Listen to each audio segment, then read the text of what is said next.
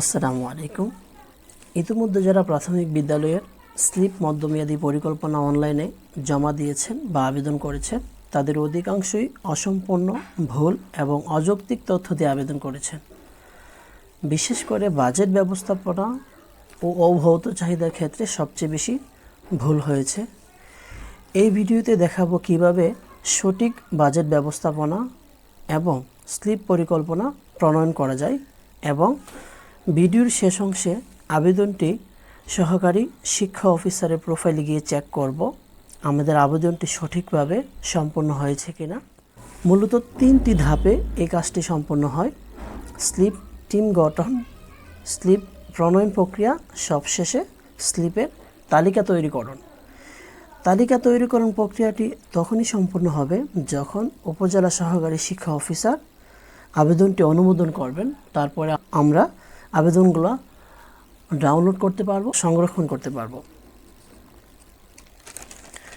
এই পর্যায়ে IPMIS এর ওয়েবসাইট থেকে প্রধান শিক্ষকের আইডি দিয়ে লগ ইন করবো।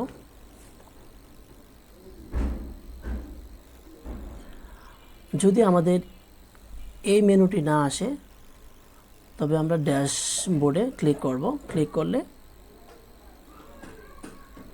এখানে দেখতে পাবো স্লিপ মধ্যমেয়াদী পরিকল্পনা। ক্লিক করব। সংশ্লিষ্ট স্কুলের বেসিক তথ্যগুলো আমরা দেখতে পাবো। বিদ্যালয়ে উন্নয়ন পরিকল্পনা প্রণয়নের উদ্দেশ্য প্রথমে দিতে হবে। এটি পাওয়া যাবে স্লিপ পরিকল্পনার গাইডলাইনে। আপনাদের দেখানোর সুবিধার্থে আমি এটি ওপেন করে রেখেছি। স্লিপের উদ্দেশ্য, এখানে অনেকগুলো উদ্দেশ্য আছে যেগুলো আপনার কাছে যৌক্তিক এবং প্রাসঙ্গিক মনে হবে। এখান থেকে আমাদের নিয়ে যেতে হবে, কপি করলে হবে না, অবশ্যই নির্মলা ফন্টে টাইপ করতে হবে। অর্থাৎ এখানে গিয়ে ইউনিকোডে সিলেক্ট করে দেন টাইপ করতে হবে। সময় বাঁচানোর জন্য আমি আগেই টাইপ করে রেখেছিলাম, এখান থেকে কপি করে নেব, দেন পেস্ট। স্ক্রল ডাউন করে নিচে আসব। ছাত্র ছাত্রী সংক্রান্ত তথ্য এগুলো যেমন আছে এমনই থাকবে, পরিবর্তনের সুযোগ নেই। এখান থেকে মূলত আমাদের রাইটিং পার্ট শুরু। বিদ্যালয়ের পরিস্থিতি বিশ্লেষণ, প্লাস আইকনে ক্লিক করব। ড্রপডাউন মেনু থেকে আমি প্রথমে ওয়াশ ফ্যাসিলিটিস দেব। অর্থাৎ আমার স্কুলে ভবনে কোনো সমস্যা নেই, এজন্য যার যার চাহিদা অনুযায়ী এখানে নির্বাচন করবেন।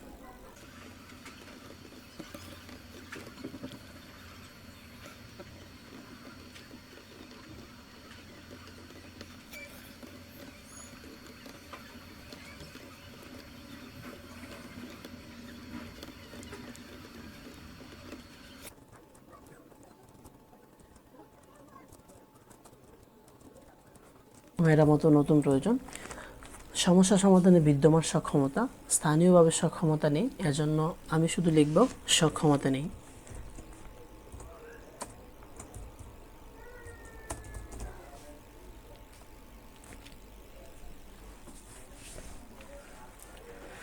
ভিডিও ডিউরেশন যেন বেরো না যায়, এজন্য বাকি পয়েন্টগুলো আমি অফলাইনে করে নেব। আপনারা পরবর্তীতে দেখে নেবেন ভিডিওতে। বিদ্যালয় পরিস্থিতি বিশ্লেষণের মধ্যে আমি 6টি পয়েন্ট দিয়েছি, অর্থাৎ 6টি চাহিদা দিয়েছি। আপনাদের কারো যদি বেশি লাগে বেশি দিবেন, অর্থাৎ প্রয়োজন অনুযায়ী দিবেন। এরপরে অভৌত চাহিদা, এখানে একটি গুরুত্বপূর্ণ পাঠ হলো এদিকে 3 বছরের জন্য চাহিদা। এখানে যে বিষয়টা সবচেয়ে বেশি বিবেচ্য বিষয়, কত টাকার চাহিদা দেব, বাজেট কত। ইতিমধ্যে যারা কাজ করেছেন সবচেয়ে বেশি ভুল করেছে বাজেট ব্যবস্থাপনা নিয়ে। প্রতিটা স্কুলের বরাদ্দ কত সেটা ওই সংশ্লিষ্ট উপজেলার সহকারী শিক্ষা অফিসারের প্রোফাইল থেকে জানা যাবে যে প্রতিটা স্কুলের বরাদ্দ কত। সেটা প্রধান শিক্ষকের প্রোফাইল থেকে জানা যায় না, প্রধান শিক্ষকের প্রোফাইলে শো করে না। আমি আপনাদেরকে দেখানোর জন্য উপজেলা সহকারী শিক্ষা অফিসারের প্রোফাইলে ঢুকবো, দেখব কোন স্কুলে কত টাকা। আমার এলাকাতে চলে আসলাম, একজন সহকারী উপজেলা শিক্ষা অফিসারের প্রোফাইল এটি। আমরা দেখতে পাচ্ছি একটি স্কুলে শিক্ষার্থী সংখ্যা 246 জন, এর বরাদ্দ হলো 1 লক্ষ টাকা। এখানে 221 জন, এখানেও 1 লক্ষ টাকা, অর্থাৎ 0 থেকে 300 শিক্ষার্থী পর্যন্ত 1 লক্ষ টাকা বরাদ্দ বর্তমান হিসাব অনুযায়ী। এই বরাদ্দটা কিন্তু অটোমেটিকলি সফটওয়্যারের মাধ্যমে সাম্প্রতিক সময়ে চলে আসছে। আমরা হয়তো কেউ অবগত আছি, কেউ হয়তো অবগত নয়। এই বরাদ্দটাকে বিবেচনায় রেখে আমাদের এই অব্যাহত চাহিদা দিতে হবে। প্লাস আইকনে ক্লিক করে আমরা কাজ শুরু করব। ড্রপডাউন মেনু থেকে প্রথমে যাব প্রাক প্রাথমিক শিক্ষা উপকরণ।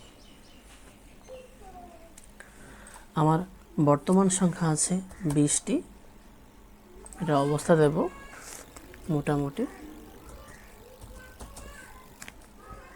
বাস্তব সংখ্যা অর্থাৎ আগামী 3 বছরে আমাদের কয়টি চাহিদা দরকার সে অনুযায়ী দেব। 60টি দিলাম। বর্তমান বাজার মূল্য অনুযায়ী দিতে হবে। আমি 15,000 টাকা দিলাম। ভিডিও ডিউরেশন যেন বেড়ে না যায় সেটা কমানোর জন্য বাকি কাজটুকু আমি অফলাইনে করে নেব। অব্যাহত চাহিদার ক্ষেত্রে আমরা এই পার্টটার দিকে একটু বেশি মনোযোগ দেব। যেমন আমরা কার্যাবলীর ক্ষেত্রে আমার প্রয়োজন অনুযায়ী যা যা প্রয়োজন 3 বছরের জন্য তা দিয়েছি। আর এখানে অর্থর ক্ষেত্রে আমার 3 বছরের স্কুলের চাহিদা হলো 3 লক্ষ টাকা। প্রতি বছর 1 লক্ষ টাকা করে 1 গুণ 1 লক্ষ 3 লক্ষ টাকা, যার ফলে মূল বাজেট একটু বাড়ায় রাখছি। এটা হলো 3,27,000 টাকা। অর্থাৎ অবশ্যই 3 লক্ষ টাকার উপরে হতে হবে।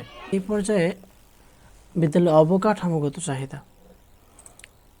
অবকাঠামোগত চাহিদার মধ্যে শ্রেণীকক্ষ নির্মাণ,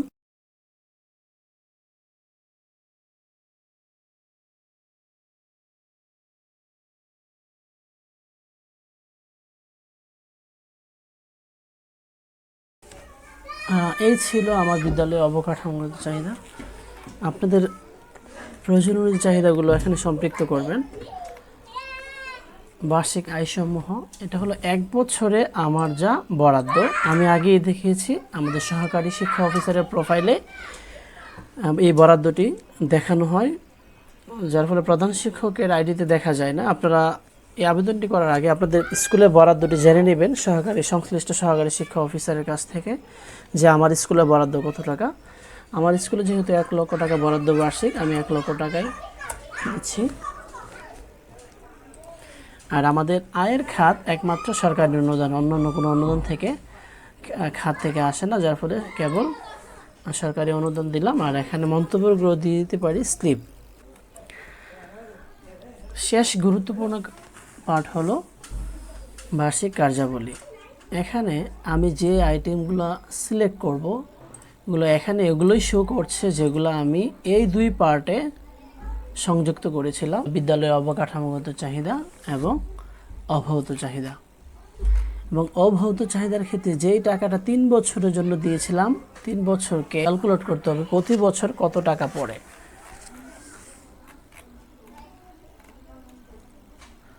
বাস্তব সংখ্যা, আর আমি যদি শিক্ষা উপকরণ দিই, শিক্ষা উপকরণ আমি বাস্তব সংখ্যা আমার বর্তমানে 1 বছরের জন্য কয়টি দরকার। শিক্ষা উপকরণ আমি 30টা দিলাম, তাহলে 10টি দরকার আমার।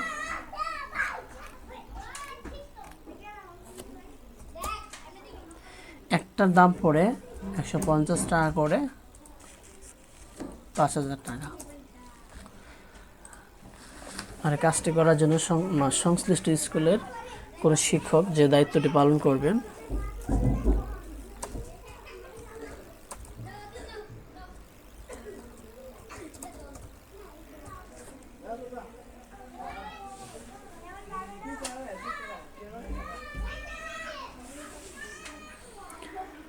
ভিডিও ডিউরেশন যেন আবার বেড়ে না যায়, যেন অফলাইনে আমি কাজটা করে নেব। বার্ষিক কার্যাবলী অথবা ব্যয় চলতি বছরের জন্য দিয়েছি।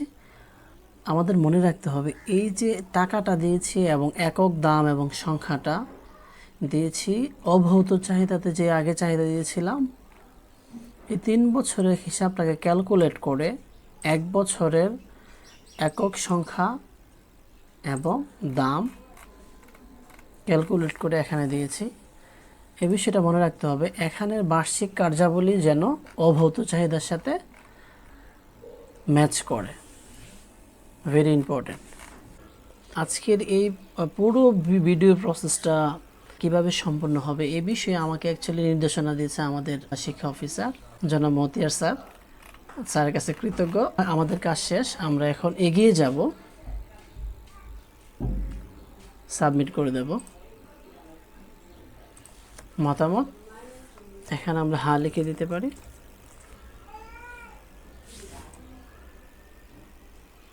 নিশ্চিত।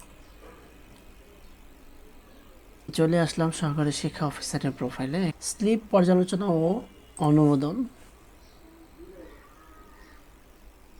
এখানে দেখতে পাচ্ছি প্রথমেই আমাদের আবেদনটি চলে আসছে।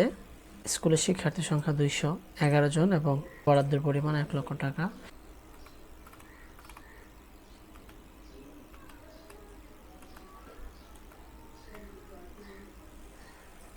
আমাদের মনে রাখতে হবে সেই কার্যাবলী অর্থাৎ এই 1 লক্ষ টাকা অনুদানের মধ্যেই আমাদের সম্পন্ন করতে হবে। এই টাকাটা আমরা ম্যানুয়ালি ক্যালকুলেট করব, ক্যালকুলেটর দিয়ে দেখব 1 লক্ষ টাকার বেশি হয়েছে কিনা। কম হলে হবে না, 1 লক্ষ টাকার হয়তো রাউন্ড ফিগার সমান হবে অথবা একটু বেশি হতে পারে। দেখেছি আবেদনটা ঠিকঠাক আছে, এখন অনুমোদন করা যেতে পারে। অবশ্যই সহকারী শিক্ষা অফিসার উনি অনুমোদন